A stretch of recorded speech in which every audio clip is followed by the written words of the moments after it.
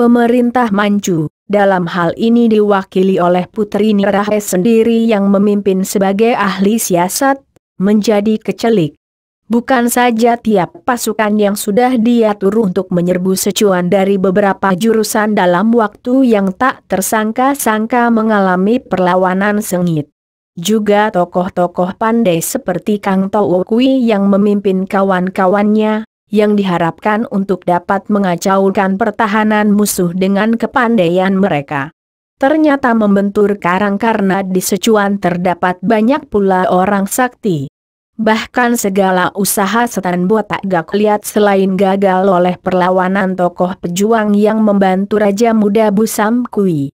Dan yang membuat setan botak menjadi kaget, penasaran dan marah adalah sepak terjang pemuda kaki buntung, bekas muridnya, Han Han. Setelah serbuannya yang berkali-kali dalam beberapa bulan selalu gagal dan ia kehilangan banyak perwira dan prajurit. Akhirnya Gak Liat mengirim berita ke kota raja minta bantuan. Selain bantuan pasukan yang besar, juga bantuan orang-orang pandai untuk menghadapi pihak musuh yang memiliki banyak jagoan hebat.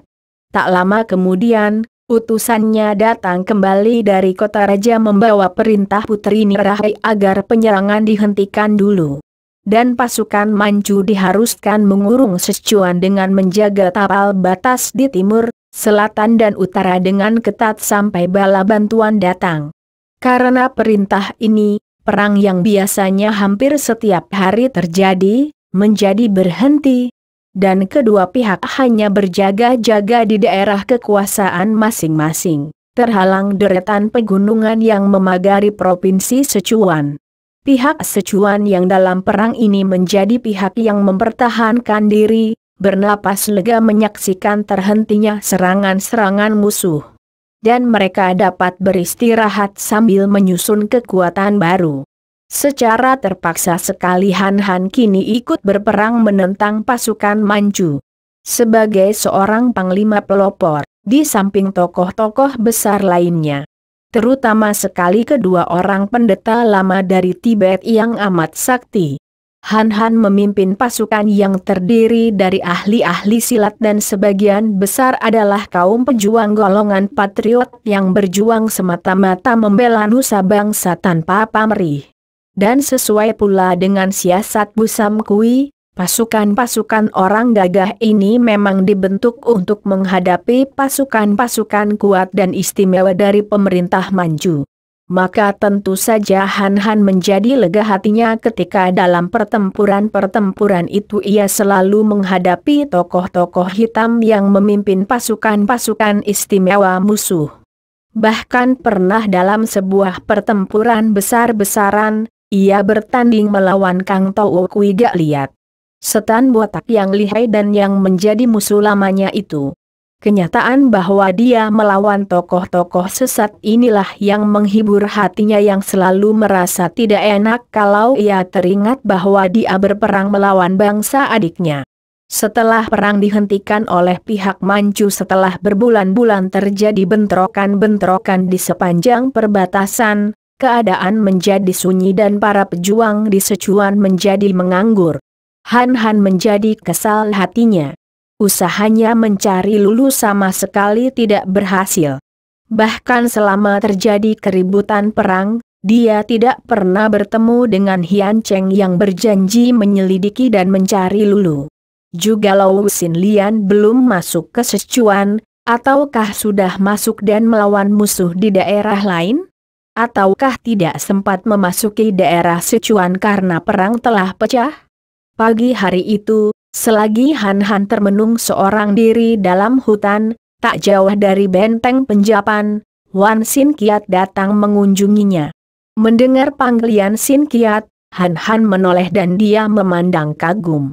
Sahabatnya ini benar-benar amat tampan dan gagah dalam pakaiannya sebagai seorang panglima muda. Tubuh Sin Kiat tinggi besar, dadanya bidang, mukanya tampan dan berwibawa dengan alis tebal hitam dan mata yang bersinar penuh semangat.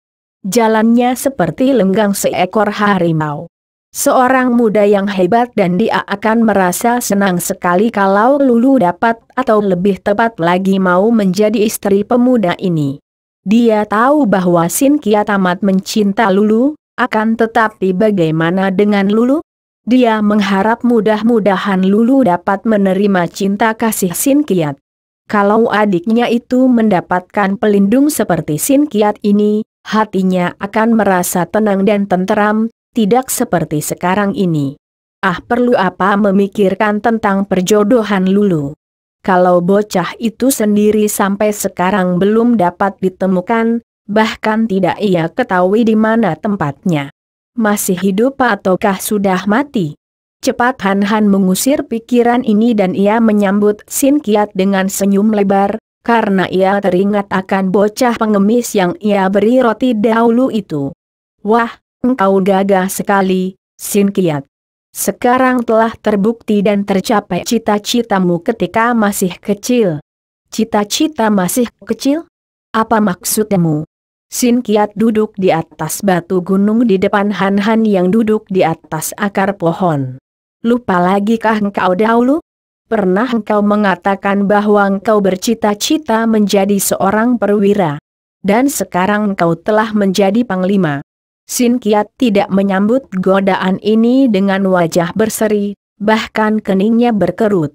Ia menghela napas dan berkata, "Aku teringat akan pengalaman-pengalamanku selama masih kanak-kanak. Dan ternyata bahwa cita-cita itu tiada bedanya dengan sebuah sarang burung di puncak pohon yang amat diinginkan oleh seorang kanak-kanak. Hati amat gembira dan penuh bayangan indah-indah dan muluk-muluk. Penuh ketegangan ketika berusaha untuk memanjat pohon tinggi penuh bahaya, untuk meraih sarang dan mendapatkan anak burung di dalamnya. Dan setelah akhirnya didapatkan, setelah seekor burung tergenggam di tangan, hanya kegembiraan sebentar saja karena segera disusul oleh kewajiban-kewajiban memelihara agar si anak burung tidak mati. Demikian pula dengan cita-cita Han Han. Han Han membelalakan matanya, kemudian tertawa memandang wajah tampan gagah yang mengerutkan alis tebal itu. Hahaha, pengalaman merupakan guru terpandai. Engkau kini pandai menyelami hidup, pandai berfilsafat, Sin Kiat. Memang demikianlah, rangkaian mencari mendapatkan memiliki memelihara merupakan mata rantai yang tidak dapat dipisahkan. Kalau orang sudah memiliki sesuatu, berarti dia dibebani sesuatu karena dia harus menjaga dan memelihara. Makin banyak orang memiliki benda atau apa saja yang disukanya, makin banyak pula beban menindih pundaknya. Dan membuatnya selalu harus menjaga dan memelihara semua miliknya. Hanya orang yang tidak punya apa-apalah, yang akan enak tidur di waktu malam. Orang yang tidak punya tidak akan khawatir kehilangan. Orang yang punya sekali waktu pasti akan kehilangan. Sin Kiat menggaruk-garuk kepalanya. Kalau begitu apakah lebih enak menjadi orang yang tidak mempunyai apa-apa yang disenanginya agar tidak sampai kehilangan? Han Han tertawa dan menggeleng kepala. Manusia menjadi korban daripada nafsunya sendiri, Sin Kiat.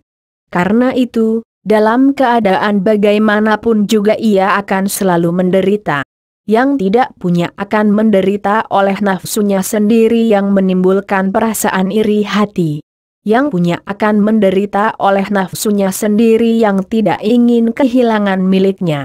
Hanyalah orang yang telah mampu mengendalikan nafsunya sendiri, yang tidak dikuasai oleh nafsu pribadinya. Baik di situ punya atau tidak punya, akan tetap tenang dan bahagia. Dalam keadaan tidak punya, dia tidak kepingin. Dalam keadaan punya dia tidak terikat oleh miliknya. Wan Sin Kiat mengangguk-angguk, kemudian memandang sahabatnya, dapat melihat kemuraman wajah Han Han. Dia mengerti apa yang menyebabkan sahabatnya ini murung, bukan lain tentulah hal yang juga membuat hatinya selalu berduka, yaitu hal lenyapnya Lulu. Han Han, tadi aku mendengar engkau dipuji-puji oleh para Hohan yang melaporkan sepak terjangmu selama musuh menyerbu. Jasamu besar sekali dalam menghadapi musuh, Han Han, katanya untuk membelokkan perhatian sahabatnya ini agar terhibur. Akan tetapi Han Han menggeleng kepala dan menghela napas panjang. Aku tidak peduli akan itu, Sin Kiat. Engkau tahu bahwa kehadiranku di sini bukan untuk perang. Hanya kebetulan saja aku membantu, melihat betapa bala tentara Manchu menggunakan orang-orang golongan sesat. Akan tetapi engkau tahu bahwa sesungguhnya aku mencari adikku yang sampai kini belum ada beritanya. Aku sudah bosan menanti dan karena sekarang barisan Manchu tidak menyerang lagi, aku bermaksud meninggalkan Sichuan dan mencari Lulu di lain tempat. Aku yakin dia tidak berada di sini, karena kalau dia berjuang, tentu dia sudah dapat kutemukan di sini. Jangan dulu kau pergi, Han Han. Tenagamu masih amat dibutuhkan. Para penyelidik melaporkan bahwa kabarnya Putri Nirahe sendiri akan memimpin penyerbuan ke Sichuan. Mengingat betapa lihainya putri itu, dan masih banyak pula pembantunya yang hebat. Kuharap engkau akan lebih lama membantu perjuangan melawan penjajah. Di sini pun banyak orang gagah. 2 orang pendeta lama itu lihai sekali. Perlu apa takut?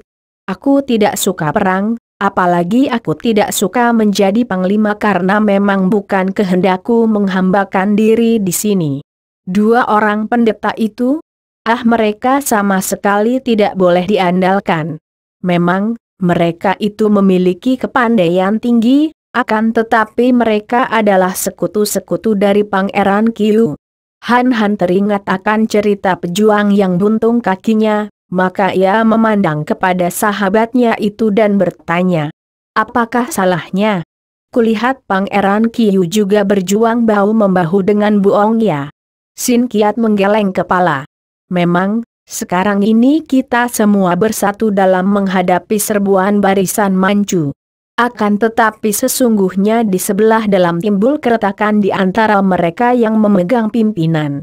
Buong Ya bertekad untuk menentang pemerintah Manchu sampai tenaga terakhir. Sebaliknya, Pangeran Qiu berkali-kali mendesaknya agar suka berdamai saja dengan pihak Manchu. Han Han sudah tahu akan hal ini. Kalau menurut pendapatmu, siapa di antara mereka yang benar? Entahlah, kedua-duanya benar. Buong Ya hendak melawan terus karena tidak mau melihat tanah air dijajah. Adapun Pangeran Qiu ingin berdamai dengan penjajah karena tidak mau melihat rakyat makin menderita akibat perang. Dan kau sendiri? Sin Kiat menggerakkan pundaknya. Aku adalah seorang pejuang tanpa pamrih. Hanya didorong oleh kesadaran akan kewajibanku sebagai seorang warga negara untuk membela negaranya. Tapi kau menjadi panglima muda Buong Ya. Wajah Sin Kiat berubah merah dan ia menggeleng-geleng kepala. Dorongan cita-cita bocah yang terlalu kenyang menderita. Sesungguhnya, seperti ku katakan tadi, setelah kini menjadi panglima, aku bosan. Dan baru aku sadar bahwa sesungguhnya bukan untuk pangkat inilah aku berjuang.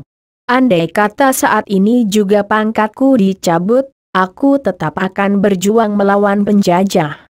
Aku sudah bosan akan semua urusan politik, sudah bosan akan perang, Sin Kiat.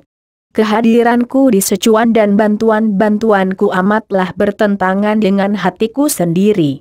Mungkin rasa tidak senangku akan perang ini ditimbulkan oleh sepak terjang para pimpinan sendiri. Seperti Raja Muda Busam Kui sendiri, tak dapat disangkal bahwa dia pernah berkhianat terhadap pemerintah dengan bersekongkol bersama bangsa Manchu menyerbu ke selatan. Akan tetapi karena keadaannya berubah, kini ia melawan bangsa Manchu, bahkan dianggap sebagai pusat pertahanan oleh kaum pejuang. Kemudian aku mendengar pertentangan diam-diam di sini yang tidak lain disebabkan oleh ambisi pribadi masing-masing. Semua ini menjemukan hatiku, Sin Kiat.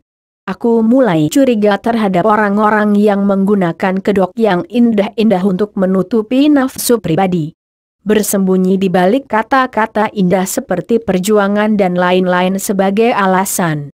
Kalau saja dalam mengejar cita-cita pribadi orang melakukannya sendiri dengan resiko-resiko ditanggung sendiri, hal itu sudah sewajarnya dan sepatutnya. Akan tetapi dalam perang sungguh merupakan dosa besar sekali karena menyeret laksaan manusia lain yang seolah-olah dipermainkan nyawanya. Aku muak, Sin Kiat, karena itu aku hendak pergi dari sini mencari Lulu. Sin Kiat menarik napas panjang. Bersabarlah, Han Han. Bukankah engkau masih menanti hasil penyelidikan Nona Tan Hian Cheng? Pula, sekarang belum waktunya untuk keluar perbatasan, amat berbahaya. Di Sichuan sendiri, semua orang adalah pejuang. Di sini orang tidak mengenal arti bebas perang, yang ada hanyalah kawan atau lawan. Dan kalau engkau keluar perbatasan yang kini dikepung ketat oleh barisan Manchu, engkau tentu akan dianggap mata-mata dan akan dikeroyok ribuan orang tentara. Bersabarlah menanti sampai keadaan perang mereda dan sementara itu, harap engkau berhati-hati. Mengapa engkau memperingatkan aku demikian? Sin Kiat memandang ke kanan kiri, kemudian berkata lirih.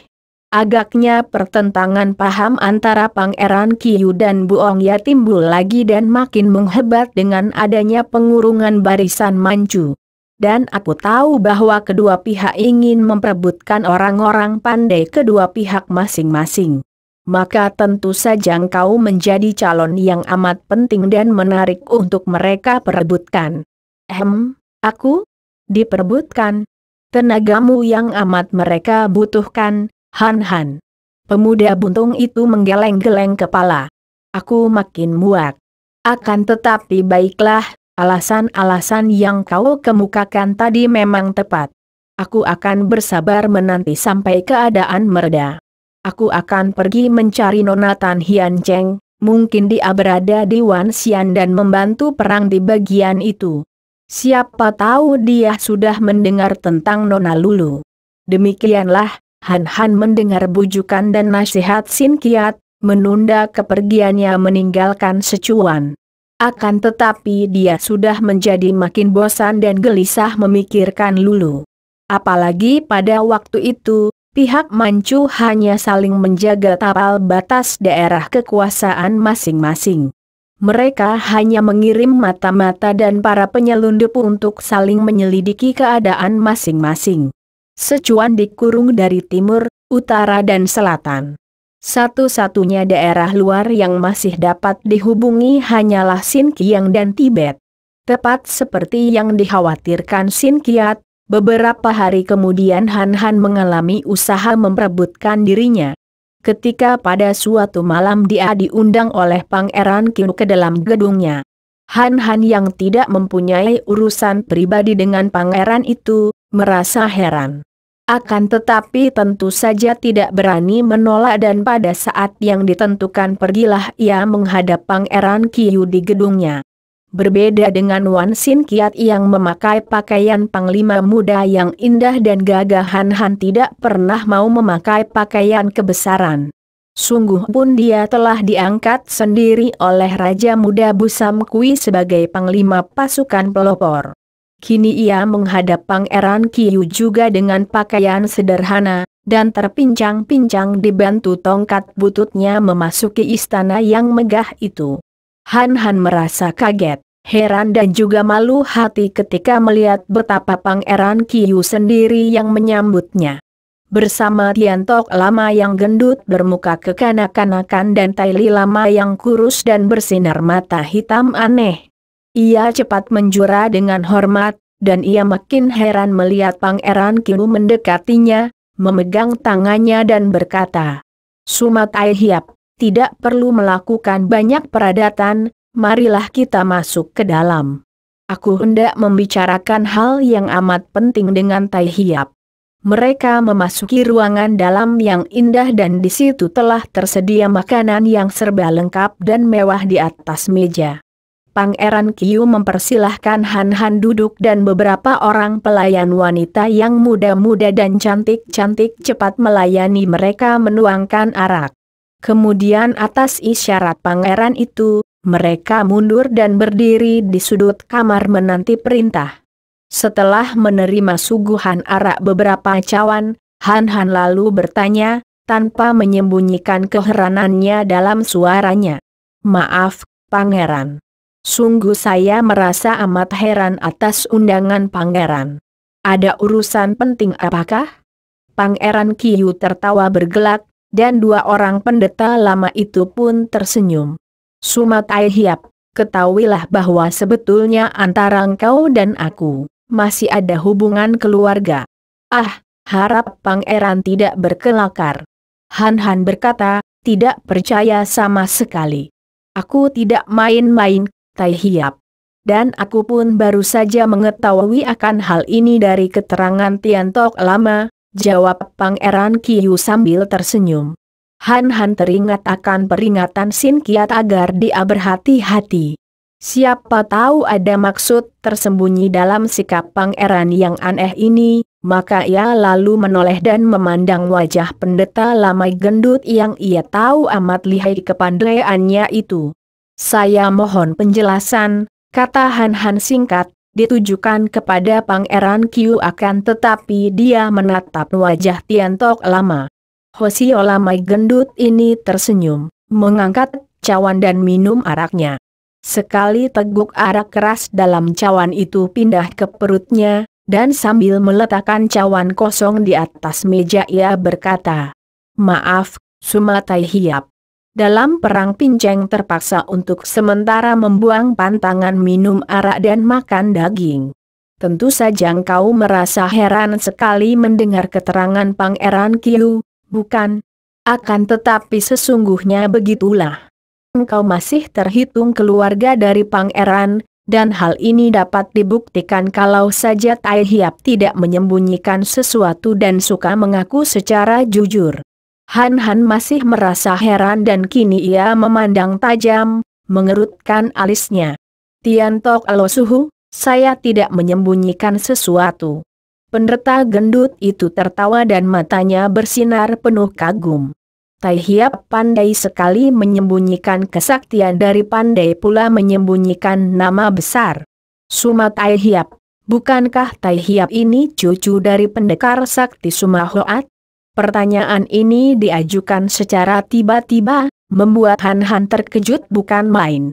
Dia memang tidak menyembunyikan nama keturunannya ketika memperkenalkan diri kepada Raja Muda Busam Kui, mengaku Shi Suma. Akan tetapi untuk mengakui tokoh sesat yang menjadi kakeknya dan terkenal dengan julukan Jaya Huasian, yang amat dibencinya itu, benar-benar ia masih merasa berat. Akan tetapi, kini ia berhadapan dengan orang-orang pandai seperti Tian Tok Lama, juga dengan seorang pangeran yang memiliki kekuasaan besar. Bagaimana akan dapat menyangkal? Selain itu, apa pula perlunya menyangkal? "Lo Suhu, bagaimana Lo Suhu bisa tahu?" Ia balas bertanya, suaranya tenang saja akan tetapi pandang matanya penuh selidik. Kembali kakek gundul itu tertawa. "Pinceng mengenal baik kakekmu itu, Tai Hiap, seorang yang gagah perkasa, tampan dan sakti." Melihat wajah Tai Hiap sama dengan melihat wajah Sumahoat di waktu muda. Tentu saja dengan mudah Pinceng dapat menduganya. Melihat usiamu, melihat persamaan wajahmu dengan dia, pantasnya Tai Hiap adalah cucunya. Diam-diam Han Han merasa betapa hatinya menjadi kecut dan tidak senang. Celaka 13 dan sialan, pikirnya. Siapa kira bahwa wajahnya sama benar dengan kakeknya yang amat dibencinya. Akan tetapi dia tidak dapat berbohong, juga tidak mau membohong. Dia tidak senang diketahui orang sebagai cucu Jaya Huasian Sumahoat. Akan tetapi dia juga tidak takut orang mengetahuinya. Memang benar kakeknya seorang penjahat, akan tetapi kakeknya dan dia adalah dua orang lain. Memang benar, saya adalah cucunya. Akan tetapi saya masih tidak mengerti apa hubungannya ini dengan pangeran. Pangeran Kiyu tertawa bangga. "Ah Sumatai Hiap, Atau mulai sekarang lebih baik saya menyebutmu Suma Hyante. Nama besar keluarga Suma sudah menjulang tinggi sampai ke langit selama puluhan tahun. Amat terkenal saking kotor dan jahatnya, pikir Han Han penuh sesal.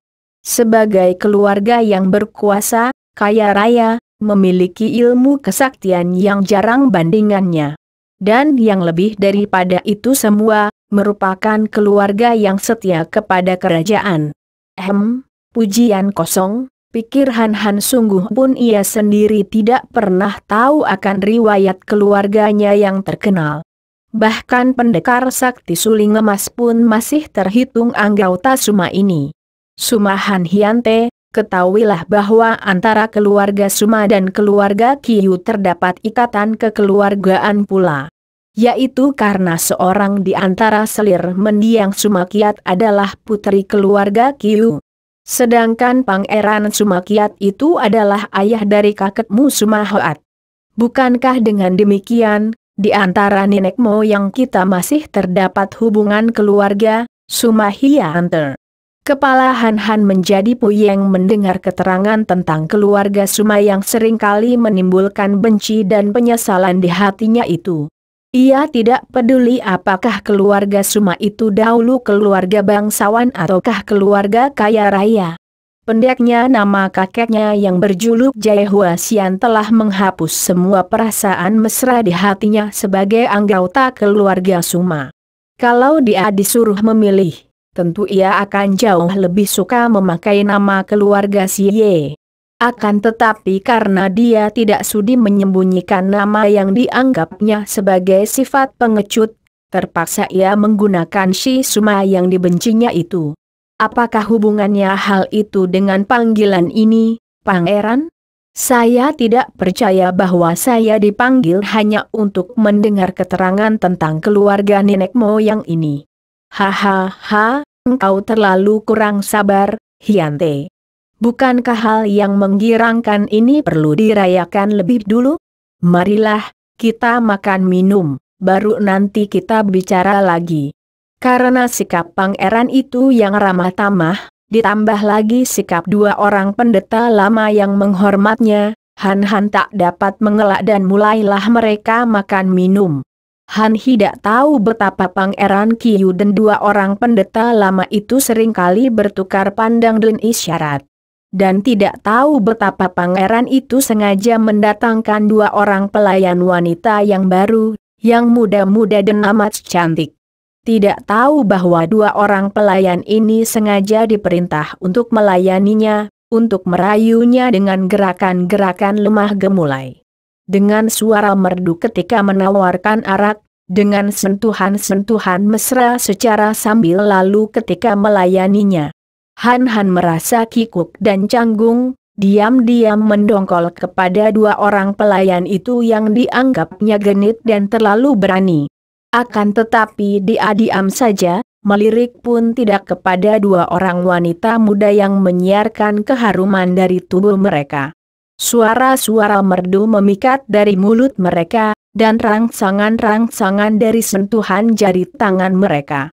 Han Han tidak tahu bahwa Pangeran Kiyu sudah mengatur semua ini, juga ketika serombongan penari yang cantik-cantik datang. Menari dan meliak-liukan tubuh mereka yang ramping dan seperti menantang minta dipeluk. Han Han sama sekali tidak mengira betapa pangeran itu dan dua orang Hwasyo lama memandangi setiap gerak-geriknya. Dan memang Pangeran Kiyu bersama dua orang Hwasyo Tibet itu kecelik. Mereka tadinya menyangka bahwa sebagai cucu Jaya Huasian, pemuda yang buntung kakinya namun memiliki kelihayan melebihi Jaya Huasian sendiri ini tentu mewarisi watak kakeknya. Suka akan wanita. Karena itu, Pangeran Kiyu berusaha memikat Han Han dan menyenangkan hatinya dengan wanita-wanita cantik. Agar pemuda lihai ini dapat terjatuh ke dalam kekuasaannya dan menjadi pembantunya. Siapa kira, pemuda itu sama sekali tidak tertarik dan hal ini dapat pula dilihat dari sikap dua orang wanita perayu yang makin lama makin lemas kehabisan semangat. Pangeran Kiyu memberi isyarat dan semua penari dan pelayan mundur. Han Han bernapas lega, karena tadi, sungguh pun ia menekan perasaan dan tetap tenang, hatinya sudah berdebar tidak karuan. Menghadapi rayuan-rayuan wanita cantik itu baginya lebih menegangkan dari pengeroyokan musuh yang bersenjata tajam. Sumahan Hyante, sekarang tiba saatnya bagi kita. Kita sama mengetahui bahwa di antara kita terdapat hubungan keluarga, maka aku tidak ragu-ragu lagi untuk mengajakmu bicara. Terus terang saja aku mengharapkan bantuanmu, Hyante. Bantuan? Bantuan apakah, Pangeran? Bantuan kepadaku untuk menghadapi musuh-musuhku. Han Han memandang pangeran itu, pura-pura heran sungguh pun ia sudah dapat menduganya. Mengingat akan penuturan Sin Kiat. Pangeran, musuh kita semua bukankah barisan Manju? Dan saya rasa selama ini saya pun sudah membantu, walaupun hanya sedikit menghadapi tokoh-tokoh pandai di barisan musuh. Bukan hanya itu, Hyante. Musuh yang terbesar bahkan yang kini menjadi sekutu kami. Kumaksudkan, Buong ya. Buong ya? Bagaimana ini? Saya tidak mengerti, Pangeran. Tian Tok Lama, harap suka memberi penjelasan kepada Suma Hyante, perintah Pangeran Kiu. Pendeta Tibet yang gemuk dan bermuka lunak, kanak-kanakan itu lalu berkata dengan sikap lunak. Suma Tai Hiap, biarpun ilmu kepandaianmu amat hebat dan tinggi. Akan tetapi karena usiamu yang masih amat muda, tentu kau belum tahu akan hal yang terjadi puluhan tahun yang lalu. Dan tidak mengenal siapakah sebetulnya Bu Sam Kui. Siapakah yang menjadi biang keladi penjajahan?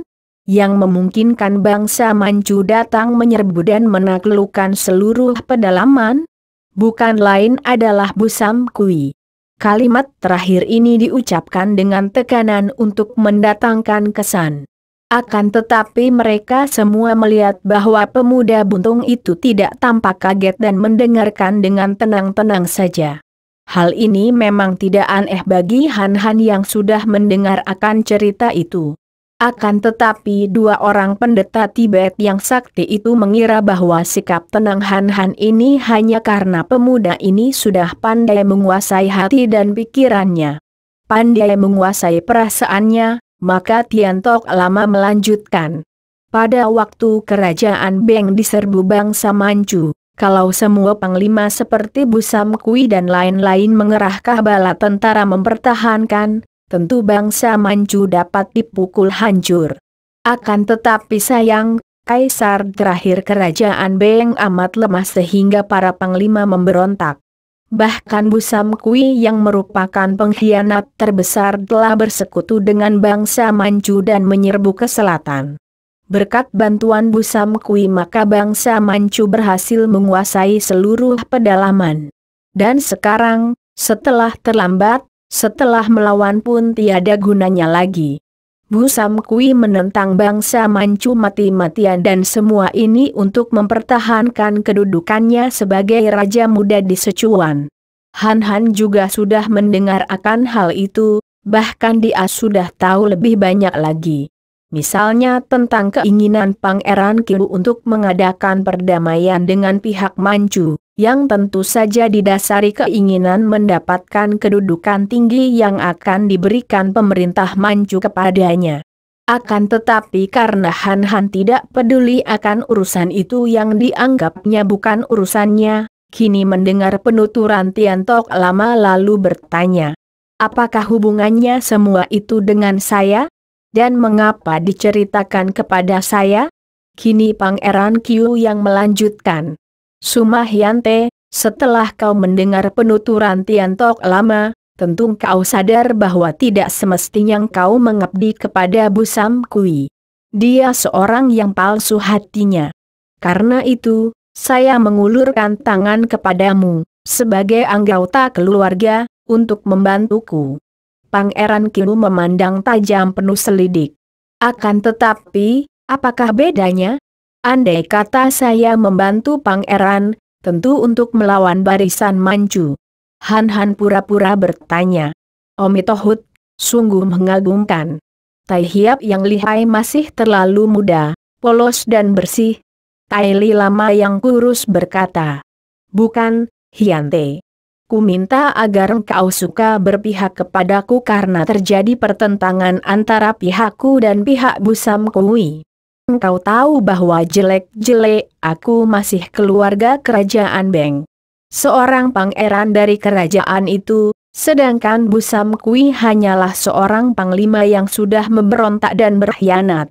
Kami tidak akan memerangi kerajaan Manchu lagi, bahkan akan berdamai." Han pura-pura terheran. Tadi Bu Ongya dipersalahkan ketika bersekutu dengan bangsa Manchu. Kenapa sekarang pangeran hendak bersekutu dengan bangsa Manchu? Bagaimana ini?